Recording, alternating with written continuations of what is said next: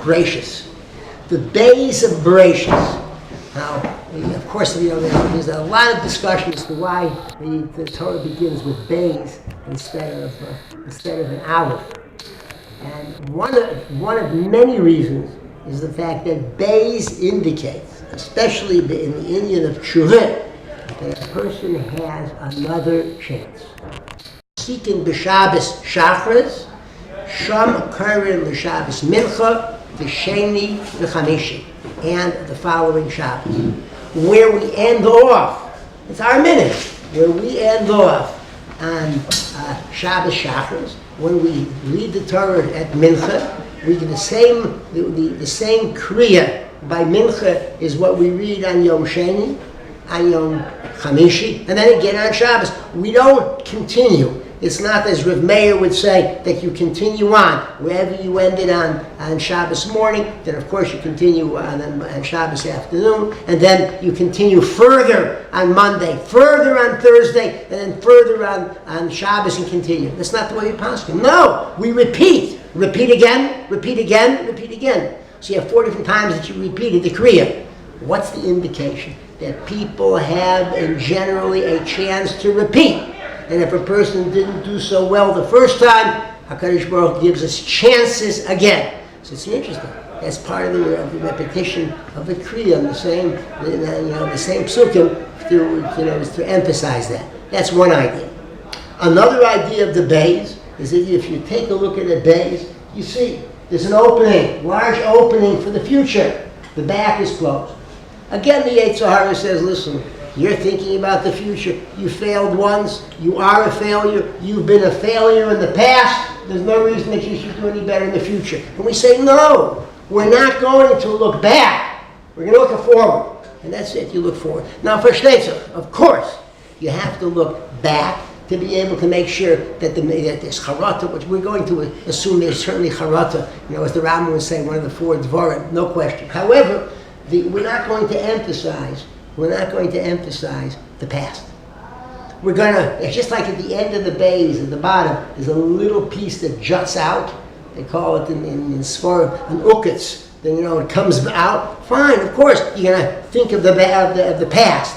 But the emphasis is the future. It's like, we're future oriented. The fact is, there's Chassan Torah, we go on to Chassan Bereshis. A new beginning. And we don't allow, God forbid, that the Yetzer Hara should come and mamish make it, impossible for us to continue because we lose, our passion to going further. Chas v'shalom should not be. That's an idea. The last pasuk in the Chumash last week in Bereshis, the Noach Moshe Chen B'nei Hashem. So the Noach itself, in reverse, is the word Chen. Noach was Moshe Chen B'nei Hashem. So one of the Meforshim says that the Noach was Moshe Chen because he was always B'nei Hashem. Everything that happened in his eyes, he saw HaKadosh Baruch Hu. Be'ein Hashem. The simple pshat and pasuk is, in the eyes of God, he's found Chen. We're saying something else. That why did he find Chen? Because Be'ein Hashem. Always, when he was successful, Be'ein Hashem. When things happened to him that were not so, he was unsuccessful, Be'ein Hashem. He always understood that whatever happened to him came from a HaKadosh Baruch Hu. Ain't other maker that's bo no mata elim ken goes no alav no mala. Nothing happens that's out of the realm of a HaKadosh Baruch Hu. Therefore, he understood it. HaKadosh Baruch Hu, gave it to his credit. Now, interestingly enough, Noach for 120 years built the teva. He was loichem keneged his generation all the time. That he fought.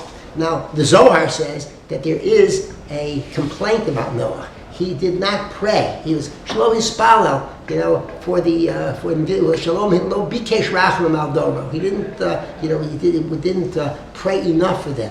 So the question is like, why? Why did Noach not? Why was Noach not mispal? Why did he not pray adequately for the generation? So one of the reasons given by the Madani Shmuel is Rav Shmuel Shroivitz, my Chavrus's father, Zecher Tzadik Levracha. He says that the Noach felt HaKadosh Baruch Hu wouldn't listen to him, because he felt that he himself was only making it through chesed, because the world is judged according to the majority. The Rambam says it clearly, the world goes after the majority, so therefore HaKadosh Baruch Hu is only giving him this act of grace, keeping him alive. How can he possibly pray for anybody else and be heard? So that's a complaint against him. He should have davened. So the question is, why, if indeed HaKadosh Baruch Hu judges the world according to the majority, why did he last? Why did HaKadosh Baruch Hu save him? So one of the reasons is that when a person disassociates himself completely from the world, he's not judged according to the world. So it's true, HaKadosh Baruch Hu goes according to the majority in whatever way he decides, he's going to choose that approach. However, here is somebody who stayed totally isolated during that time, and therefore HaKadosh Baruch Hu allowed him to live. Or he did a fantastic act of chesed, such kindness to keep all the animals and all the beasts alive for a whole year during that time that they were on the table. So the fact is, HaKadosh Baruch Hu took that into consideration too. And you'll say, well, it didn't happen yet.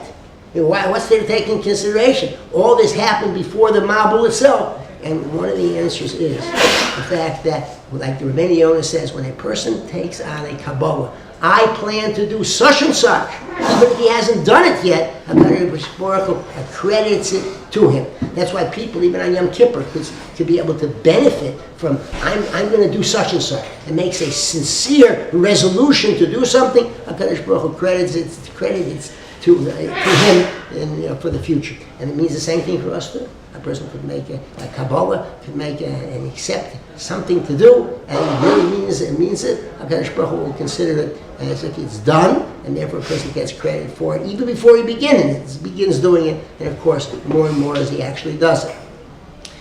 It's another idea. It's a very interesting point, that when you take a look at the Parsha, you see, HaKadosh Baruch Hu tells Noach, I'm going to destroy the world. That's it. And he immediately said, I'm going to destroy Kate's called Basar Bala Funlight, the time is ended, you're all going to die. Then he says, build an ark, build a teva, Vatsei Gopher. And then he says, I'm going to bring a mabul, I'm going to bring a flood. Question, why shouldn't he say, I'm going to destroy the world, I'm going to bring a flood, build an ark? Why does he say, I'm going to destroy the world, build an ark, I'm going to bring a flood? So the Moshe Feinstein says, well, Hashem, we want to hear something very clear and important.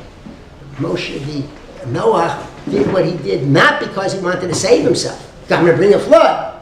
Instead, he built an ark because Hashem told him. And that's the way we have to do our mitzvahs, because Hashem tells us to do it, not for any particular other reason itself. And therefore, that's why it says that Vayas and Noach did later in the pasuk the way HaKadosh Baruch Hu commanded him.